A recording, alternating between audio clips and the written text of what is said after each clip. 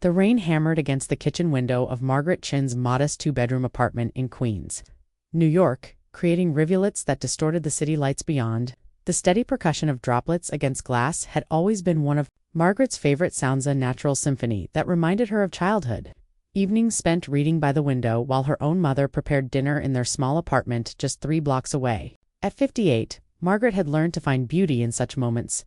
The gentle chaos of water against glass, the muffled sounds of traffic below, the warmth of her small but carefully maintained home that had sheltered her and David through 26 years of memories tonight. However, even these simple pleasures couldn't ease the knot forming in her stomach as she waited for her son David to arrive. She had prepared his favorite meal with the same attention to detail she'd shown when he was 8 years old.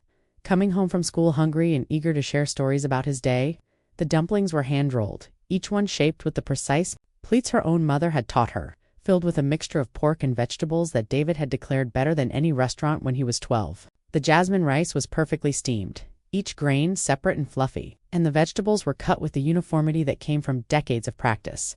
Margaret moved through her evening routine with practiced efficiency, but her mind kept wandering to the tone in David's voice when he'd called to arrange this dinner. There had been something different about a formality that hadn't been there before, a distance that made her feel like she was speaking to a polite stranger, rather than the son she'd raised alone since he was 2 years old. The change had been gradual, so subtle that she'd initially dismissed it as the natural evolution of a young man establishing himself in his career. But over the past few months, their conversations had become shorter, less frequent, more perfunctory. She glanced at the clock. 7:15 p.m. He was 15 minutes late, which wasn't unusual. David had been running behind schedule for most things lately, ever since he'd landed that promotion at the marketing firm in Manhattan. At 28, he was finally achieving the success Margaret had sacrificed so much to help him reach. The irony wasn't lost on her that his success seemed to be creating distance between them rather than bringing them closer together. The apartment bore the evidence of those sacrifices everywhere Margaret looked. The furniture was functional but dated pieces she'd bought secondhand, from estate sales and maintained with careful attention rather than replaced when they showed wear. The coffee table had scratches from David's childhood art projects, rings from countless glasses of juice and mugs of hot chocolate during homework sessions. The couch, reupholstered twice over the years, still bore the faint outline of a crayon mark David had made when he was 4. Despite Margaret's best efforts to remove it completely, the walls displayed David's achievements like a museum of maternal pride. His high school graduation photo where he stood tall in his cap and gown with a smile that lit up the entire frame. His college diploma from NYU, which she'd had professionally framed despite the cost. A framed article from a local business magazine featuring him as one of 30 under 30 rising stars, complete with a professional headshot that made him look confident and successful. Each frame represented late nights when Margaret had worked double shifts at the hospital, weekends when she'd chosen to fix what was broken rather than buy new, vacations she'd never taken so David could have everything he needed to succeed. The most prominent display was a series of photos chronicling David's journey from toddler to successful adult, birthday parties in this very living room, elementary school plays where he'd beamed from the stage while Margaret cheered from the audience, Little League games where she'd been the loudest parent in the stands despite working a 12-hour shift the night before. In every photo, their bond was evident, David leaning against her, wrapping his arms around her shoulders, looking at her with the complete trust and affection of a child who knew he was unconditionally loved. Now, looking at those photos while waiting for David to arrive for what felt like an increasingly rare dinner together, Margaret couldn't shake the feeling that the child in those pictures was disappearing, replaced by someone who seemed embarrassed by the intensity of her love rather than comforted by it. The sound of keys jingling outside made her straighten her shoulders and smooth her nurse's scrubs.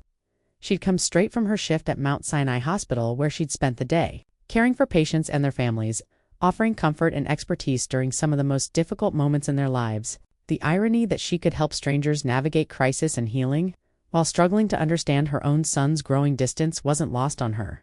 Margaret moved to unlock the door, her heart rate picking up slightly as she prepared to see David. Despite her concerns, despite the growing tension she sensed in their relationship, she still felt that familiar flutter of joy that came with seeing her child. Some feelings, she'd learned, were too fundamental to be diminished by complications or worry. David stood in the hallway, shaking water from his expensive wool coat, a far cry from the secondhand jackets they'd shopped for together during his high school years. At 6 feet tall, with sharp features and dark hair styled with the precision of someone who could afford professional grooming, he looked every inch the successful professional he'd become. The boy who used to bound up these same stairs two at a time, eager to share stories about his day, had been replaced by a man who climbed them with measured steps, already checking his phone before he'd fully entered the apartment. Margaret noticed immediately that something was different about his demeanor tonight.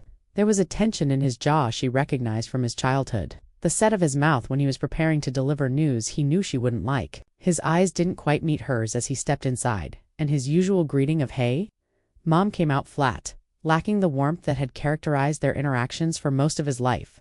"Traffic was insane," he said, hanging his coat on the hook by the door with movements that seemed more deliberate than usual. "The bridges were backed up for miles. Some accident on the Queen's." Margaret nodded, accepting the explanation while noting that David had taken the time to style his hair perfectly, and his clothes showed no signs of stress despite the apparently difficult commute. She gestured toward the kitchen table where she'd laid out his favorite meal with the same care she'd shown when he was young, and these dinners were the highlight of both their weeks. "I made plenty," she said, settling across from him as he took his usual seat, the same chair he'd occupied for family meals since he was tall enough to reach the table without a booster seat. "You look thin. Are you eating enough?" The concern in her voice was automatic, born from nearly 3 decades of monitoring his well-being. But David's response carried an edge that made her stomach tighten with apprehension. "Mom, I'm fine. I eat out most nights now. There are great restaurants near my apartment in the city."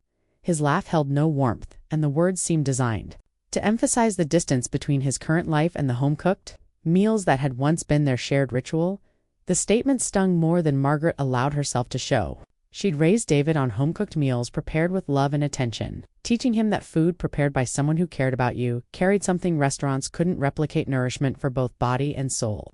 She'd spent countless evenings after long shifts at the hospital standing at this same stove, creating meals that would bring them together at the end of each day. Those dinners had been more than sustenance. They'd been their time to connect, to share stories, to maintain the bond that had sustained them both through the challenges of single parenthood and growing up without a father. But Margaret simply nodded, watching as David picked at the dumplings with less enthusiasm than he'd shown as a child. His attention kept drifting to his phone, which sat face down beside his plate but seemed to command more of his focus than the conversation they were attempting to have. They ate in relative silence, the usual easy conversation replaced by something heavier and more complicated. Margaret found herself studying her son's face across the small table, searching for traces of the boy who used to help her fold laundry on Sunday mornings while they watched old movies together, who'd curl up beside her on the couch with a blanket when he was sick, who used to save his best stories from school to share with her over dinner. That boy seemed increasingly distant these days, replaced by someone who checked his phone during meals and spoke about his life as if she were a polite acquaintance rather than the person who'd raised him, alone since his father's death. The transformation hadn't happened overnight. Margaret could trace its progression through the subtle changes in their interactions over the past year. The daily goodnight texts had become every few days, then weekly, then sporadic. The phone calls that had once stretched for hours as David shared details about his work, his friends, his thoughts about the future had shortened to brief check-ins, focused on logistics rather than connection. Even their Sunday dinners, once sacred time they both protected fiercely, had become more irregular, often canceled due to David's social plans or work obligations. Margaret understood that some distance was natural as children grew into adults. She'd expected David to develop his own life, his own circle of friends, his own routines that didn't center around his mother. What she hadn't expected was the feeling that she was becoming an obligation rather than a choice, a duty to be managed, rather than a relationship to be cherished. "How's work going?" she asked, genuinely interested despite the growing tension. She'd followed David's career with the same attention she'd once given to his report cards, celebrating his successes and worrying through his challenges as if they'd really well. "Actually, we landed the Peterson account last week. It's huge, 6 figures over 2 years. The biggest client our team has ever secured." Margaret smiled, pride warming her chest despite her concerns about their relationship. "That's wonderful. I'm so proud of you. I know how hard you've been working for opportunities like this." But something flickered across David's features. Maybe embarrassment as if her pride was somehow inappropriate or unwelcome. He set down his chopsticks and leaned back in his chair, his body language shifting from polite engagement to something more defensive. "Actually, Mom, there's something I need to talk to you about." The knot in Margaret's stomach tightened. She kept her expression neutral. A skill learned from years of nursing: never let the patient see your fear, even when the diagnosis was grim. "Of course, what's on your mind?" David ran a hand through his hair, a gesture she recognized from his Childhood when he was preparing to deliver bad news, a broken vase, a poor grade, a friend's parents who couldn't drive him home. Look, I've been thinking about this for a while, and I think it's time for me to be more independent. Margaret nodded slowly. You mean financially? David, I haven't helped you with money since… No, not just financially. His voice carried an edge that made her stomach drop. I mean, all of it.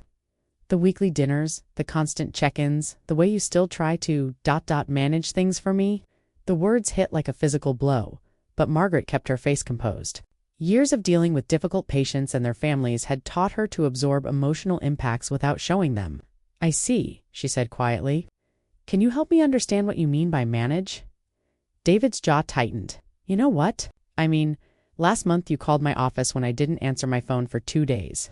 2 days, Mom. My colleagues were asking questions. Margaret remembered that call.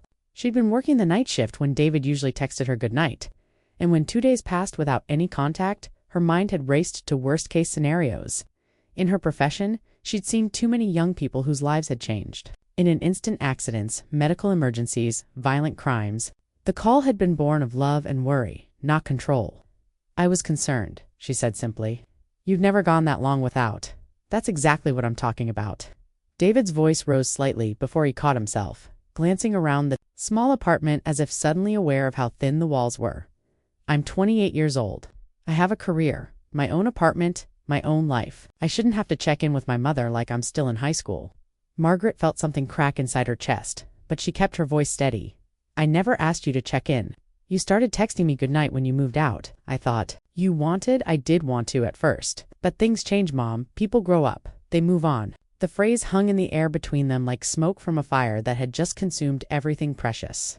Margaret looked down at her hands, folded carefully in her lap. Her wedding ring, which she'd never removed, despite being widowed for 26 years, caught the overhead light. I understand, she said, though she wasn't sure she did. What exactly are you asking for? David shifted in his chair, and for a moment, Margaret glimpsed the boy he'd been uncomfortable with difficult conversations, wanting to be anywhere else. But when he spoke, his voice carried the confidence of a man who'd made up his mind. I think we should take a break from our regular contact? No more weekly dinners? No more daily check-ins? Just space.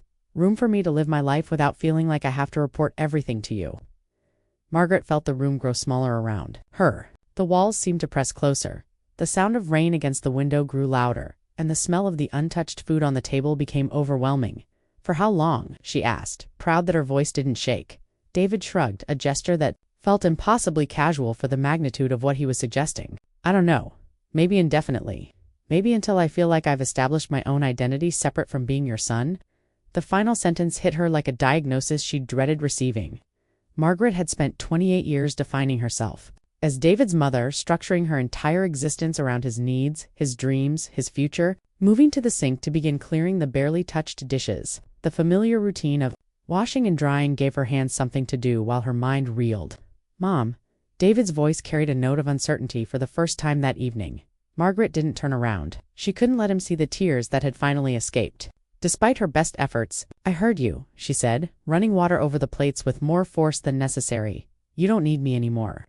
It's not that I don't need you, David said, but his protest sounded hollow even to him. It's that I need to prove to myself that I can handle things on my own. Margaret nodded, still facing the sink. You've been handling things on your own for years, David. You have a successful career, your own home, financial independence. What exactly do you think you need to prove? The question hung unanswered. Behind her, she heard David's chair scrape against the floor as he stood. I should go, he said. Early morning tomorrow. Margaret continued washing dishes, her movements mechanical and precise. Drive safely. The roads are slick. She heard him hesitate by the door, perhaps waiting for her to turn around, to fight for their relationship, to make the kind of emotional plea she'd seen in movies. Instead, she focused on scrubbing a plate that was already clean. The door closed with a soft click that seemed to echo through the apartment long after. David's footsteps had faded down the hallway. Margaret finally allowed herself to turn around. Facing the empty space where her son had been sitting, the apartment felt cavernous despite its modest size. She moved through the familiar rooms, the living room where David had done homework at the coffee table, the small second bedroom that had been his until he'd left for college and she'd converted it into a home office. She paused at her desk. Looking at the stack of bills she'd been managing before David arrived, electric, water, her student loan payment, she was still paying off the nursing degree she'd earned when David was in elementary school. Determined to build a stable career that could support them both. Beneath the bills was a folder she hadn't opened in months, labeled simply Important Documents. Margaret pulled the folder out and set it on the desk, her fingers tracing the edge without opening it. Inside were documents that told a story David had never heard, secrets she'd kept not out of shame but out of love, decisions she'd made to protect him, sacrifices that went far deeper than the visible ones he'd grown up understanding. The rain continued its steady rhythm against the windows as Margaret sat in the growing darkness. The folder closed before her, thinking about the space her son had demanded and the silence that would fill the coming days. She had given him everything she could think to give her time, her energy, her dreams, her future. She had structured her entire adult life around being the mother he needed, making choices that ensured his success even when those choices cost her opportunities she'd never mentioned to him. Now he wanted space to establish an identity separate from being her son. Margaret understood the desire for independence she'd felt it herself at his age, before circumstances had required her to grow up faster than she'd planned. But understanding didn't make the rejection hurt less. Outside, the city continued its endless motion. Cars navigated the wet streets, lights flickered in apartment windows, people moved through their evening routines. Life persisted, indifferent to the quiet devastation occurring in a small apartment in Queens where a mother sat alone, wondering if love could ever be too much, if devotion could become its own form of burden. Margaret finally stood, turning off the kitchen light and making her way to her bedroom. Tomorrow would bring another shift at the hospital, more patients who needed her skill and compassion, more opportunities to make a difference in lives that welcomed her presence. Tonight, she would grieve the loss of the relationship she'd treasured most, and tomorrow, she would begin learning how to live in the space her son had demanded. The space between a mother's love and a son's need to be free of it. 3 months passed like seasons changing outside Margaret's apartment window, imperceptibly at first. Then, with sudden, undeniable finality, summer's oppressive heat gave way to autumn's crisp mornings that carried the scent of burning leaves and the promise of change. And with each day that passed, the silence between mother and son grew more familiar, though no less painful. The leaves on the trees lining her street shifted from deep green to brilliant shades of gold and crimson, marking time in a way that made Margaret acutely aware of how long it had been since she'd heard David's voice. Margaret had honored David's request for space completely, though every day required conscious effort to resist the impulse to reach out. No phone calls, no text messages, no surprise visits to his apartment on the Upper West Side, where she'd helped him move in just 2 years earlier. She'd deleted his number from her favorites list, a simple action that had felt like erasing part of her identity, and trained herself not to reach for her phone during the quiet moments that had once been filled with their easy conversations about everything and nothing. The weekly dinners became solitary affairs that highlighted the depth of her loneliness in ways she hadn't expected.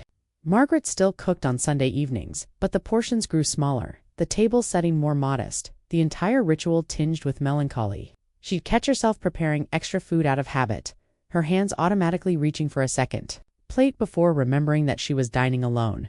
The kitchen, once filled with conversation and laughter, now echoed with only the sounds of her own movements and the evening news playing softly from the small television she'd moved to the counter for company.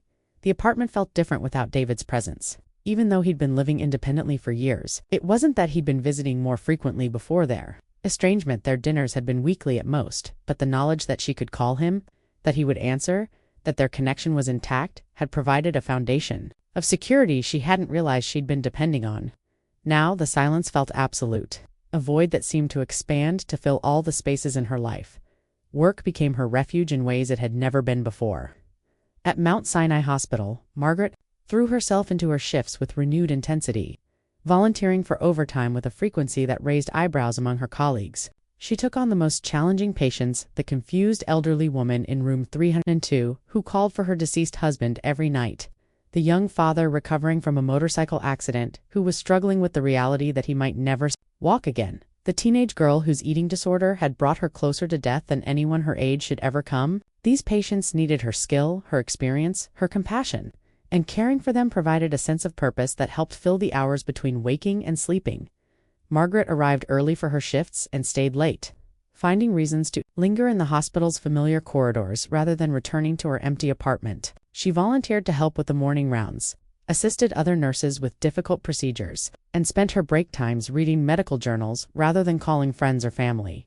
Her colleagues began to joke that Margaret was gunning for a promotion, but those closest to her recognized the signs of someone trying to outrun their own thoughts. "You're doing it again," said Rosa Martinez, Margaret's closest friend among the nursing staff, as they shared a brief break in the staff lounge during a particularly hectic evening shift.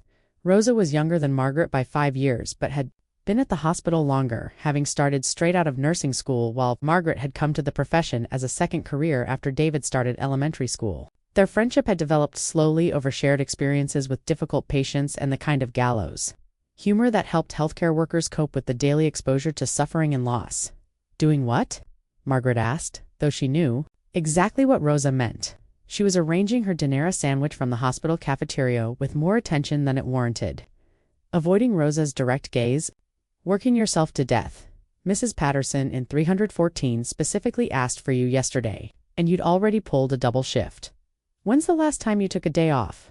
A real day off. Not one of those days where you come in anyway to catch up on paperwork." Margaret couldn't remember the last time she'd had a day that wasn't structured around work, or the tasks necessary to maintain her daily existence. The days had blurred together in a pattern of work, sleep, and the careful management of her own emotional state. Weekends, which had once meant leisurely mornings and time to pursue hobbies or visit with friends, now felt like empty stretches of time she needed to fill with activities that kept her mind occupied. "I'm fine," Margaret said, the same response she'd given to every expression of concern over the past 3 months. Rosa studied her with the frank assessment of someone who'd seen patients try to hide pain behind brave faces. "When's the last time you talked to David?" The question hit like a scalpel, finding exactly the right spot. Margaret had managed to avoid discussing her son with anyone, deflecting questions from well-meaning friends and colleagues with vague responses about him being busy with work. "He's establishing his independence," Margaret said, the phrase she'd practiced until it sounded almost natural. "It's healthy for young adults to create some distance from their parents."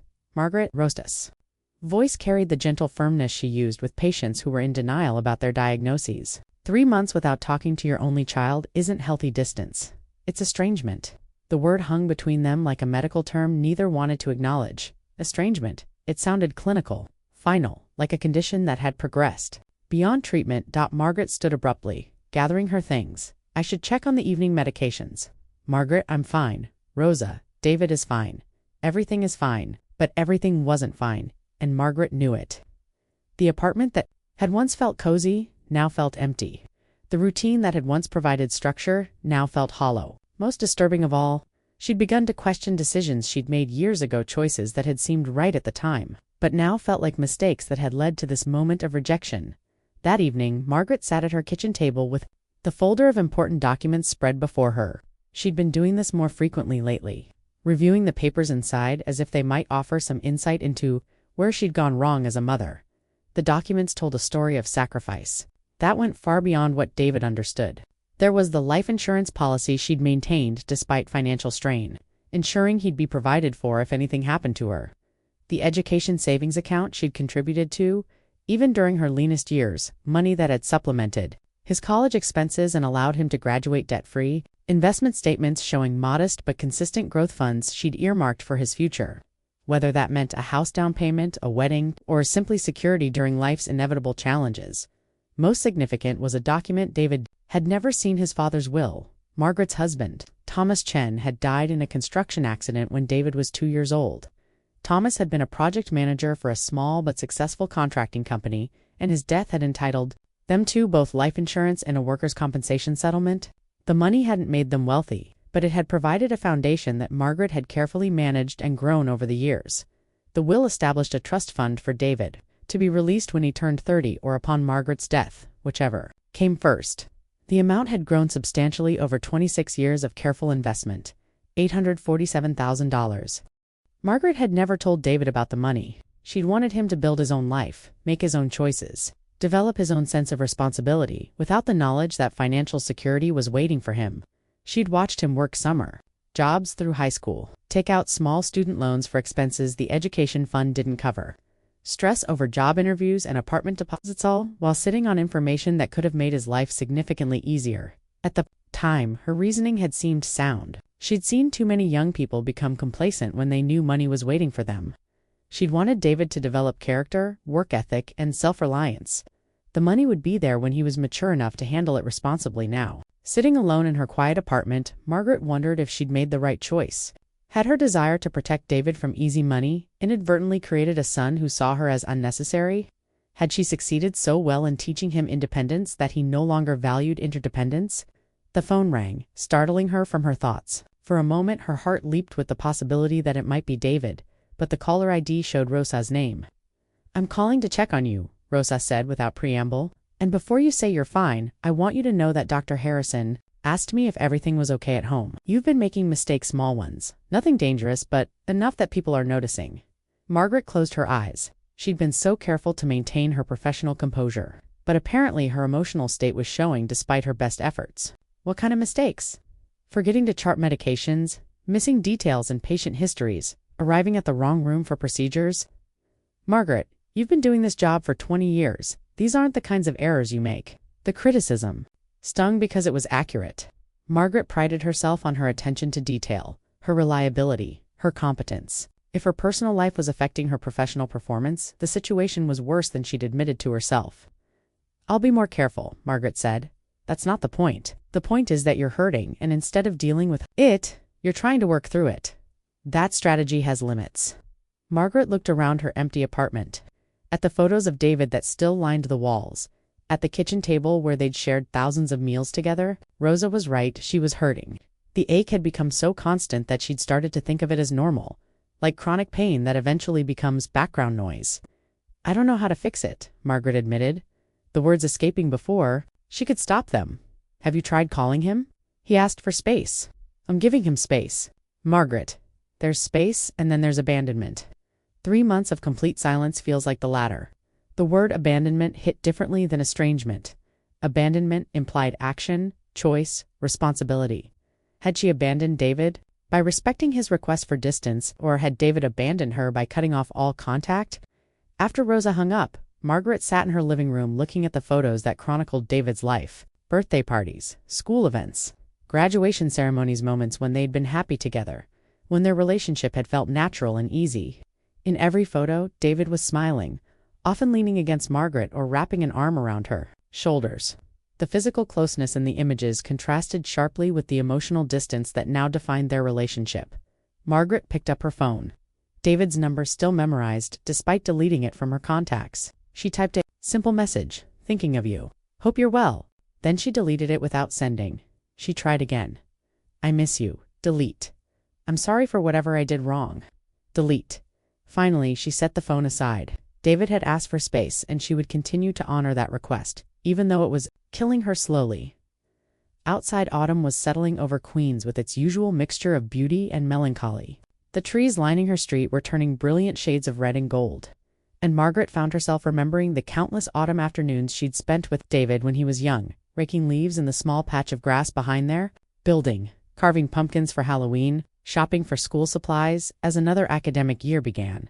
Those memories felt like artifacts from someone else's life, precious but distant. The woman who had lived those moments had been confident in her role as David's mother, certain that their bond was unbreakable, secure in the knowledge that she was exactly where she needed to be. This woman, the one sitting alone in a quiet apartment, questioning every parenting decision she'd ever made, felt like a stranger. Margaret rose and walked to her bedroom, where she opened the top drawer of her dresser. Beneath folded sweaters and scarves was a small wooden box that had belonged to her own mother. Inside were letters David had written to her over the years, thank you notes for birthday gifts, Mother's Day cards with childish handwriting, a letter he'd sent from summer camp when he was 12. Homesick and eager to come home, she pulled out the camp letter, its edges soft from years of careful handling. "Dear Mom, I know I said I wanted to stay for the whole summer, but I really miss home. I miss your cooking and our movie nights and the way you make everything okay when I'm worried about stuff. The other kids here are nice, but they don't understand me like you do. Can you pick me up early? I promise I'll help with the laundry when I get home, and I won't complain about eating vegetables. I love you so much. Your son, David." Margaret. Read the letter twice, remembering the afternoon she'd received it. She'd driven for hours to the camp that very day, finding David sitting by the lake with his duffel bag already packed. The relief on his face when he saw her had been worth the early departure fee and the concerned questions from the camp counselors. When had that boy, the one who missed her cooking and valued her understanding, become the man who needed space from her influence? When had her presence shifted from comfort to burden? Margaret carefully returned the letter to its box, but kept the box on her nightstand where she could see it. Tomorrow would bring another shift at the hospital, another day of helping other people's families navigate medical crises and difficult decisions. Tomorrow she would continue to be the skilled, compassionate nurse her colleagues respected. Tonight, she was simply a mother, missing her son, wondering if love and letting go could somehow coexist, and hoping that the space David needed would eventually lead him back to the relationship they'd once shared. The call came at 2:17 a.m. on a Tuesday in November, pulling David from the deep sleep he'd been enjoying in his one-bedroom apartment overlooking Central Park. His phone buzzed against the nightstand with an unfamiliar number, and his first instinct was to let it go to voicemail. Late-night calls were usually wrong numbers or drunk friends, neither of which required his immediate attention, but something made him answer on the fourth ring, his voice thick with sleep. "Hello, is this David Chen?" The voice was professional, female, with the practiced calm of someone accustomed to delivering difficult news. David sat up straighter, suddenly alert. "Yes, this is David. Who is this?" "This is Dr. Sarah Kim from Mount Sinai Hospital. I'm calling about your mother, Margaret Chen. She's listed as your emergency contact and you're listed as hers." The words hit David like cold water. He was on his feet before Dr. Kim finished speaking, his heart rate spiking as worst-case scenarios flooded his mind. "What happened? Is she okay?" "She's stable now, but she collapsed during her shift tonight. We believe she suffered a cardiac episode, possibly a mild heart attack. She's in the cardiac care unit, and while her condition isn't immediately life-threatening, we felt you should be notified." David was already pulling on clothes, the phone pressed between his ear and shoulder. "I'll be there in 20 minutes. Can I see her?" "Visiting hours don't typically start until she's my mother," David said, his voice carrying an urgency that surprised him with its intensity. "Please." There was a pause. "I'll make sure the staff knows you're coming. Ask for the cardiac care unit when you arrive." The drive from the Upper West Side to Mount Sinai took exactly 18 minutes through empty streets.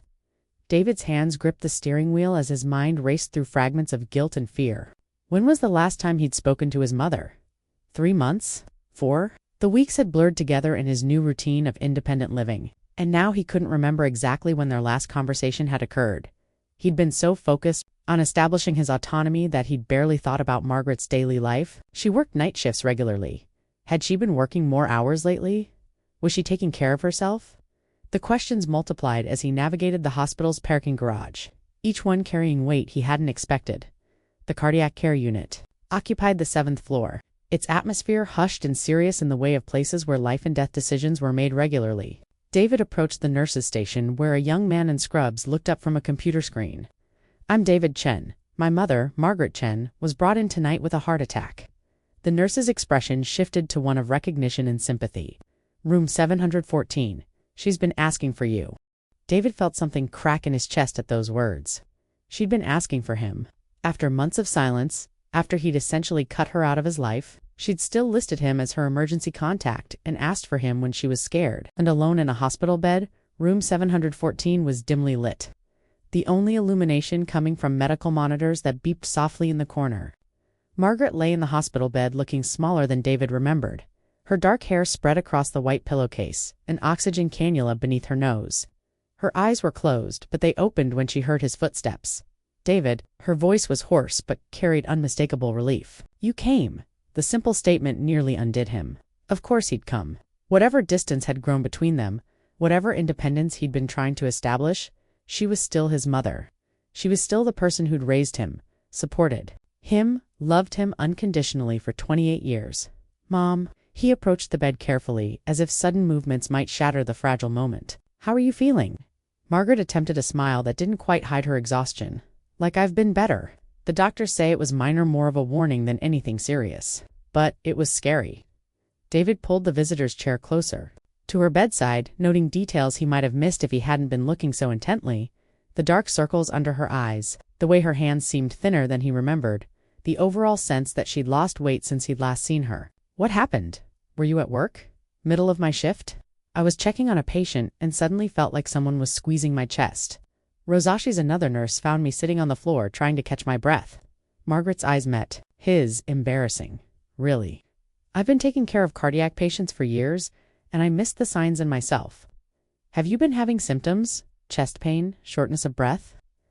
Margaret hesitated, and David recognized the pause as one he'd seen throughout his childhood, his mother carefully considering how much truth to share, how much worry to shoulder alone, some fatigue lately. I thought it was just the extra shifts I've been picking up. Extra shifts?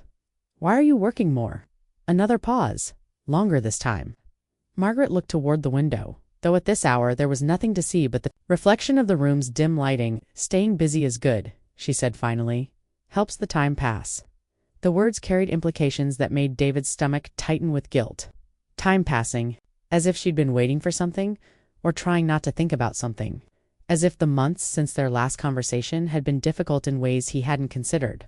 Mom, David started, then stopped, unsure how to bridge the gap. His own actions had created. You don't need to say anything, Margaret said softly. You were right to want your independence. I probably was too involved in your life.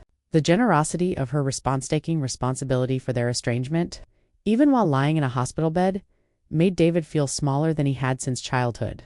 I wasn't right, he said, the words coming out rougher than he'd intended. I was selfish. I was so focused on what I thought I needed that I never considered what cutting off contact might do to you. Margaret's eyes filled with tears. She tried to blink away. I survived raising you alone for 26 years. I can handle a few months of quiet. But David was beginning to understand that handling something and being okay with it were very different things. His mother had handled many difficult situations over the years. His father's death, financial struggles, the challenges of single parenthood, but that didn't mean those challenges hadn't taken a toll. The doctor said I was your emergency contact, David said. But who's mine? Margaret looked confused by the question. I mean, if something had happened to me over the past few months, who would the hospital have called? I never updated my emergency contact information when I moved apartments, when I changed jobs, when I decided I needed space for my family. David felt the full weight of his isolation hitting him.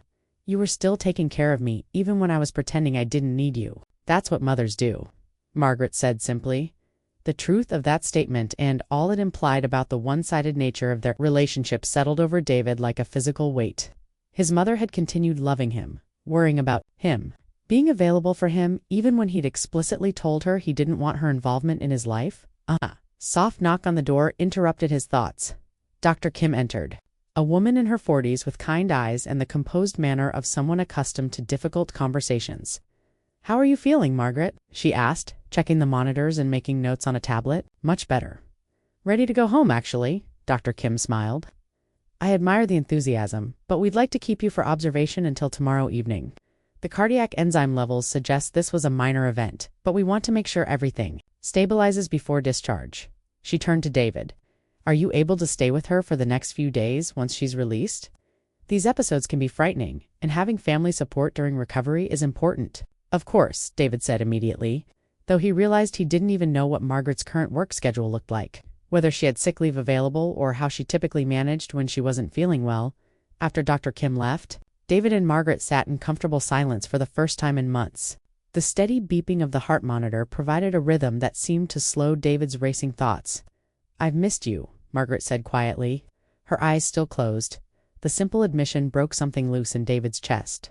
I've missed you, too, more than I wanted to admit. You don't have to take care of me, you know. I've been managing on my own for a long time. David studied his mother's face in the dim light. She looked older than her 58 years, worn down by stress and overwork in ways that hadn't been visible during their regular Sunday dinners. How much of that aging had occurred in the months since he'd asked for space?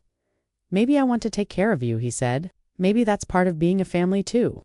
Margaret opened her eyes, meeting his gaze with an expression he couldn't quite read. When I was your age, she said, I thought independence meant not needing anyone. It took me years to understand that real strength comes from knowing when to accept help and when to offer it. David nodded, thinking about the past few months of carefully constructed solitude. He'd achieved the independence he'd thought he wanted, but it had come at the cost of connection, support, and the simple comfort of knowing someone cared about his daily well-being. Will you let me help? He asked. Not because you need me to, but because I need to. Margaret's smile was the first genuinely happy expression he'd seen from her all night. I'd like that, she said. As the hours passed and dawn began to lighten the sky beyond the hospital window, David found himself thinking about the relationship he'd walked away from and the one he wanted to build in its place. The independence He'd thought hadn't disappeared. He was still a successful adult with his own life and responsibilities. But maybe independence didn't have to mean isolation. Maybe being his mother's son could coexist with being his own man. Margaret dozed fitfully as morning approached, and David kept watch, thinking about all the nights she'd probably sat beside his bed when he was sick as a child, all the times she'd been the person keeping vigil when he needed care. Now it was his turn, and he discovered that taking care of someone you loved didn't feel like a burden. It felt like coming home. Margaret was discharged from the hospital on Wednesday evening with instructions for rest, light activity, and a follow-up appointment with a cardiologist the following week. The discharge process had been lengthy, involving consultations with multiple specialists who wanted to ensure her cardiac episode wouldn't recur and detailed instructions about medication schedules, dietary modifications, and warning signs to watch for. David had taken the rest of the week off from work, ignoring his colleagues' surprised reactions to his sudden family emergency. He'd been so private about his personal life at the office that most of them didn't even know he had a mother, let alone that their relationship had been strained for months.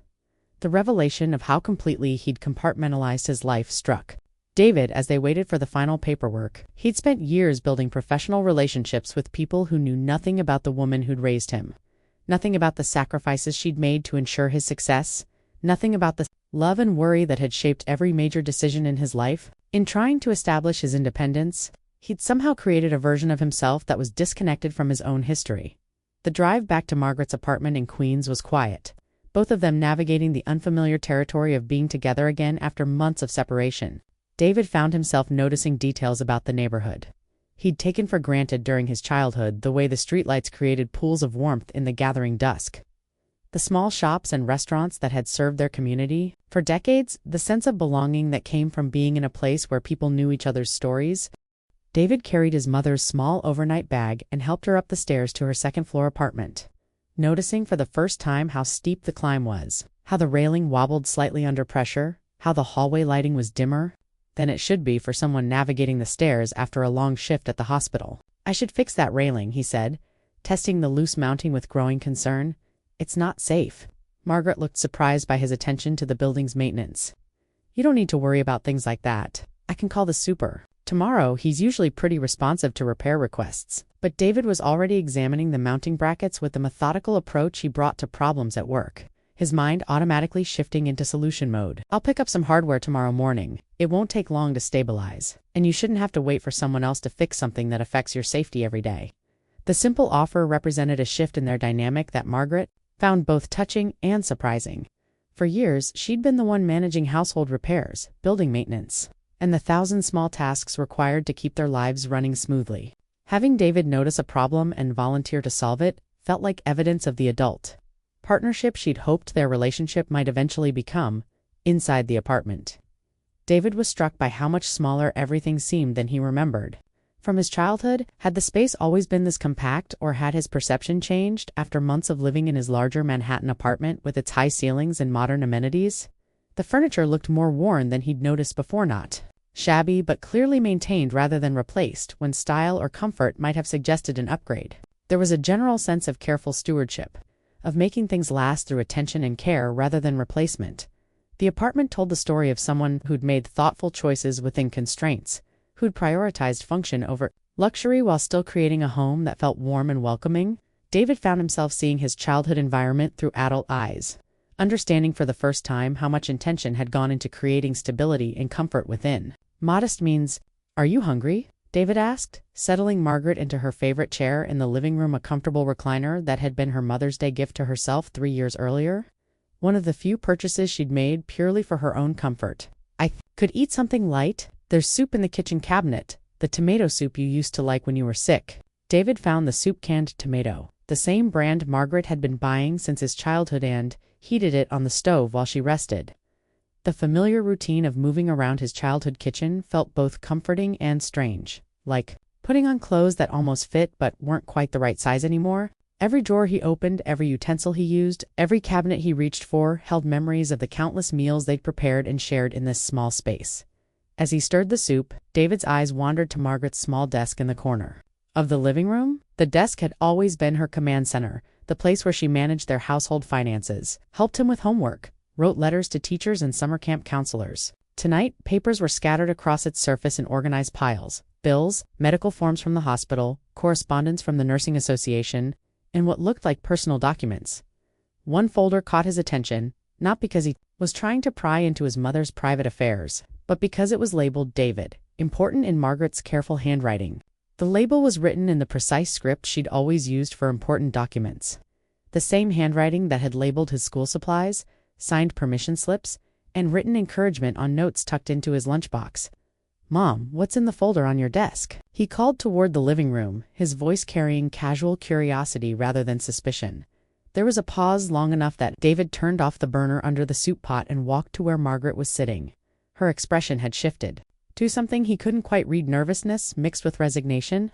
The look of someone who'd been preparing for a difficult conversation without knowing when it might occur. "Just some papers I've been meaning to organize," she said. But her voice carried the same careful tone she'd used when he was young and asking about things she wasn't ready to explain, like why they didn't take expensive vacations like some of his classmates, or why she worked so many night shifts, or why she sometimes looked sad when she thought he wasn't watching. David looked from his mother to the desk and back again, recognizing the evasion for what it was.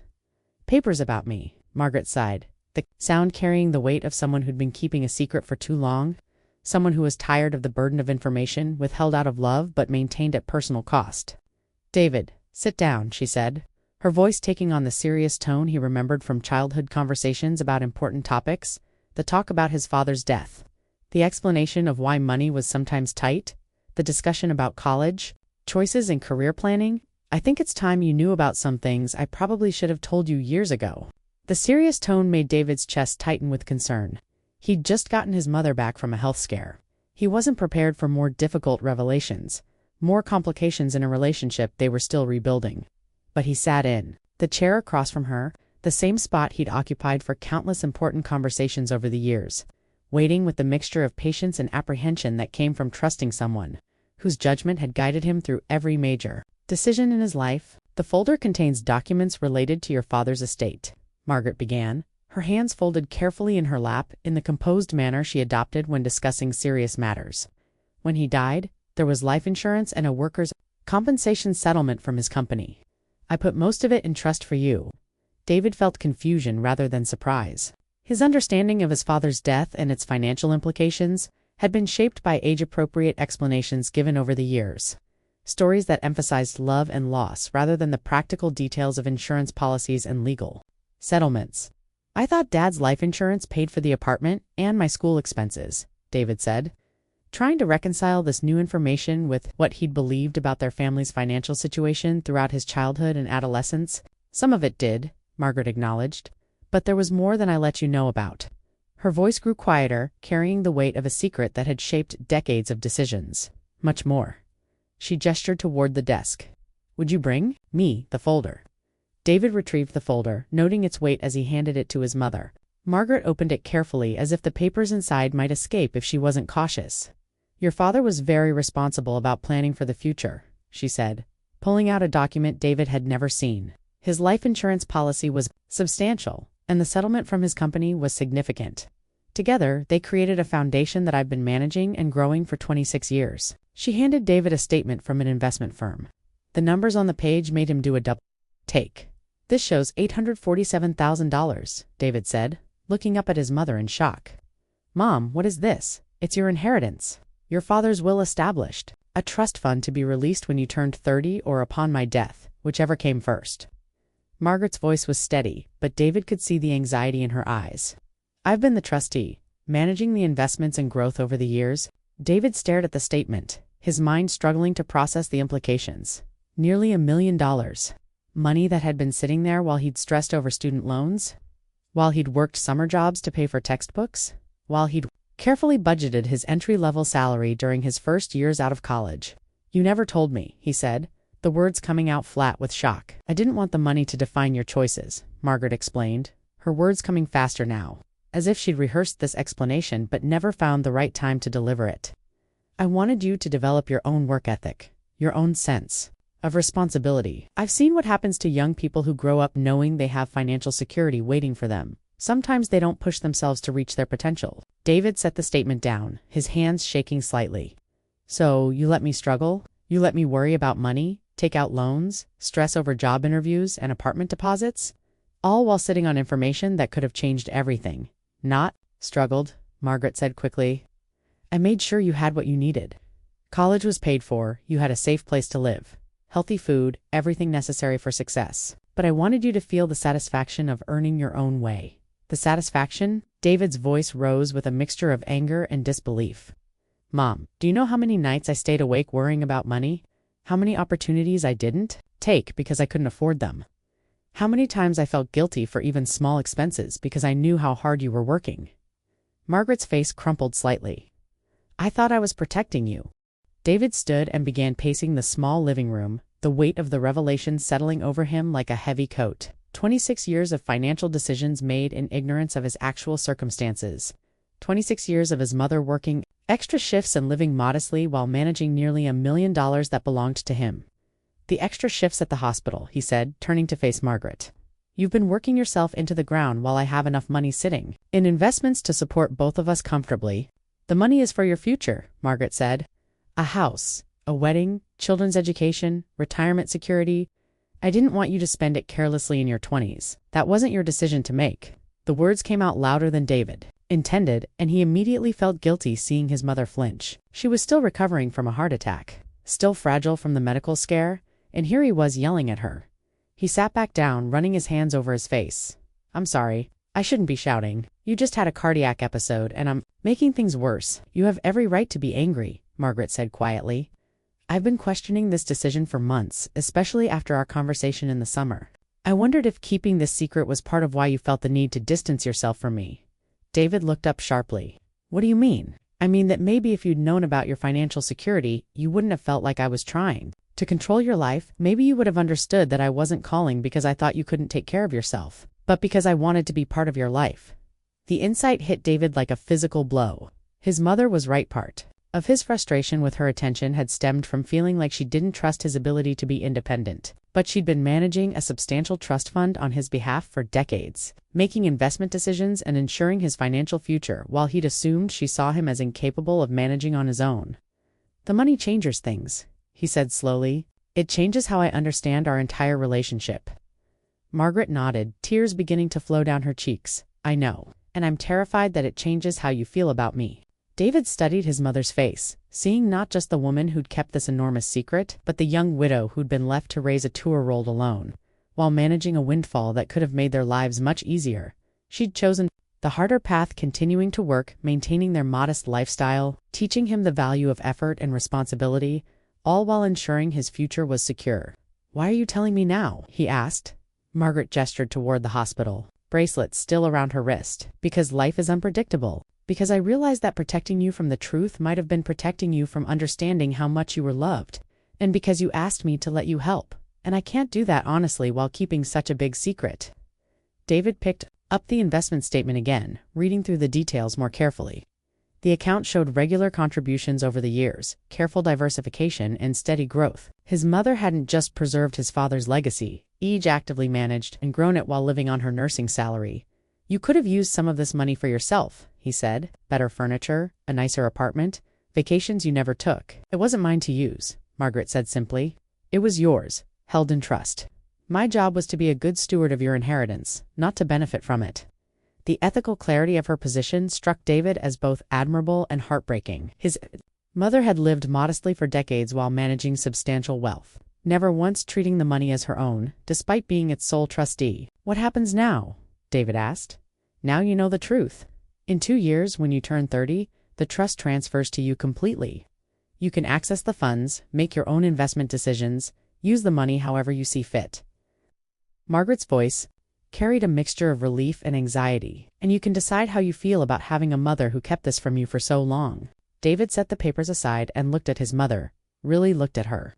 She was 58 years old, had worked as a nurse for over 20 years, had raised him alone while managing a complex financial trust, and had just suffered a heart attack partly brought on by the stress of working too many extra shifts after he'd cut off contact with her. I think, he said slowly, that I had a mother who made every decision based on what she thought was best for me, even when those decisions were difficult or costly for her. Margaret's eyes filled with fresh tears. Even when those decisions were wrong? I don't know if they were wrong, David admitted. I do know that I earned my college degree, built my career, and learned to be responsible with money because I thought I had to. Maybe that's worth something." He reached for his mother's hand, noticing again how thin it had become. "But I also know that you've been carrying the responsibility for this secret alone for 26 years, and that's not fair to you. What do you want to do?" Margaret asked. David considered the question carefully. The money changed everything, and nothing. It didn't change the fact that he'd been cruel in demanding space from his mother, or that she'd been working herself toward a heart attack, partly because of his absence from her life. It didn't change the love that had persisted through months of silence or the relief they'd both felt when he'd appeared at her hospital bedside, but it did change his understanding of their relationship's dynamic. His mother hadn't been hovering because she thought he was incompetent. She'd been staying close because she loved him and wanted to be part of his life.